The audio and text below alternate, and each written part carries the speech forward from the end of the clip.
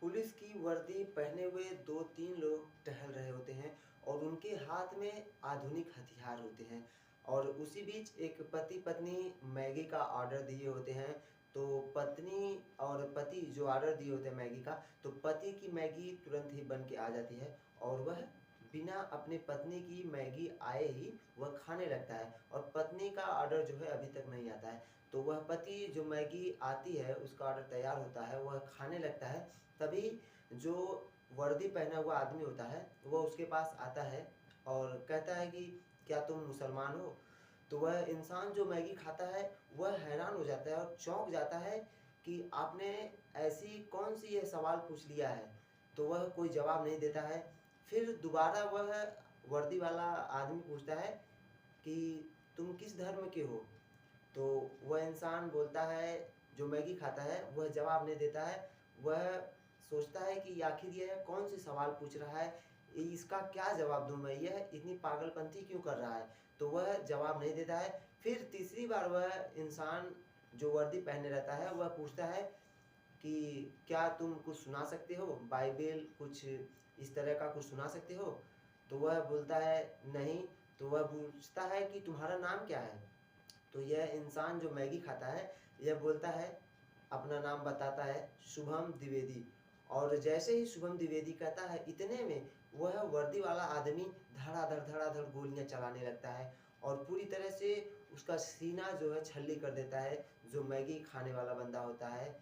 और इतने में उसकी पत्नी वहाँ आती है और पत्नी को कहता है कि जाओ मोदी से कह देना ये बात। और नमस्कार, मैं विशाल पाल आज आपके लिए एक बेहद ही दुर्घटना, यह क्या बताऊँ, यह बहुत ही बेदर्दनाक हादसा जिसमें आतंकवादियों के द्वारा खतरनाक कांड किया गया।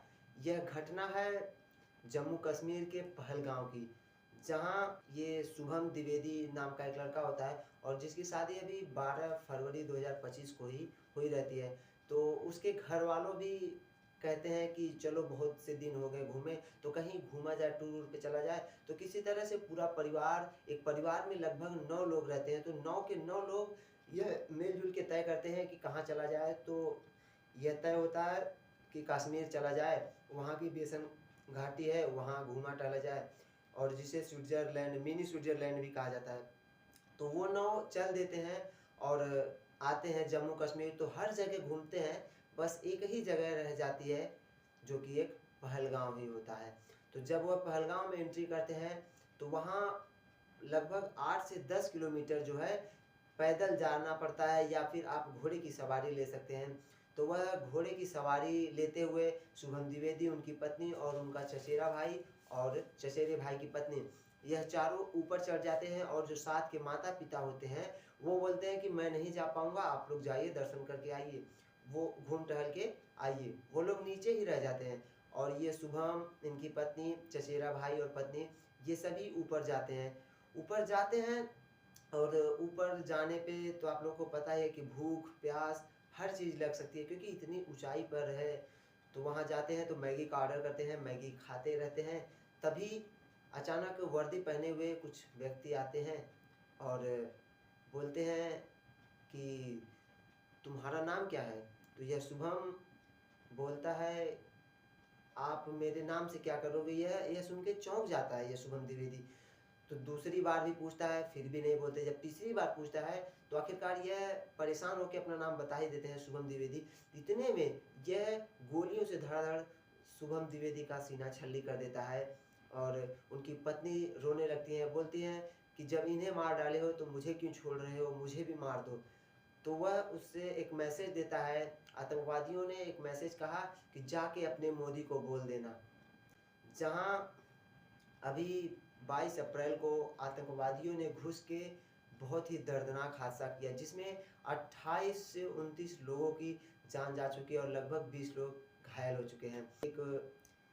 एक करनाल के होते हैं विनय नरवाल, जो कि एक नेवी ऑफिसर होते हैं। उनका अभी जल्द ही में शादी होता है 16 अप्रैल को। तो विवाह संपन्न होता है, हर एक कार्यक्रम संपन्न होता है। तो पति-पत्नी जो है हनीमून मनाने के लिए स्विट्ज़रलैंड जाने का तय करते हैं। तो वीज़ा में कोई प्रॉब्लम आता है, तो इस वजह से वह कैंसल हो जाता है। तो घरवालों के साथ यह जो है कश्मीर के पहलगाम का चुनाव करते हैं, जिसे मिनी स्विट्ज़रलैंड भी कहा जाता है। तो यह दोनों जाते हैं और वहाँ कश्मीर में ही रहते हैं, तो कुछ दिन पहले पहुँचते हैं और घूमते-टहलते वहाँ जाते हैं, जिसे मिनी स्विट्ज़रलैंड कहा जाता है। पहलगाम में पहुँचते हैं तो लगभग दोपहर का समय होता है और वहाँ 2-3 वर्दी पहने हुए आदमी आते हैं, जो लगता है कि जैसे पुलिस ही थे, लेकिन वह जैसे ही इनके पास आते हैं और पूछते हैं कि आपका नाम क्या है? तो यह अपना नाम जो है कि पहली बार तो नहीं बताते, फिर दोबारा पूछते हैं कि नाम क्या है? तो जैसे ही यह बताते हैं विनय नरवाल, उतने में धड़ाधड़ गोलियाँ चलने लगती है और यह फौजी अफ़सर, इसे पता ही नहीं होता है कि ऐसा कुछ हो जाएगा। अगर इसे थोड़ा भी एहसास होता तो यह फौजी अफ़सर उन लोगों से तो लड़ाई ले ही लेता, दम तो रखता ही है इतना एक फौजी अफ़सर, आपको भी पता है। और जब धड़ाधड़ गोलियाँ चलने लगती हैं, उनके सीने में सीना छल्ली हो जाता है, तो उनकी बीवी, इतना ही नहीं, वहाँ बहुत से हिंदुस्तानियों को ही नहीं बल्कि हिंदुओं को मारा गया। हिंदू और मुस्लिम के बीच जाति धर्म का भेदभाव करते हुए वे सभी आतंकवादी हिंदू को अलग और मुस्लिम को अलग करा के दौड़ा के गोलियां मार रहे थे। जिस तरह से तड़ातड़ गोलियां चल रही थी, वहाँ के सभी पर्यटक दूर दूर जाके छिपने लगे, कोई पेड़ों की आड़ में तो कोई पास में टेंट था, हर जगह जो है जाके छुपने लगे। तो दोस्तों, इसी तरह से लगभग 28 से 29 लोगों की गोलियों से मारकर हत्या कर दी गई और 20 लोग जो है घायल होते हैं।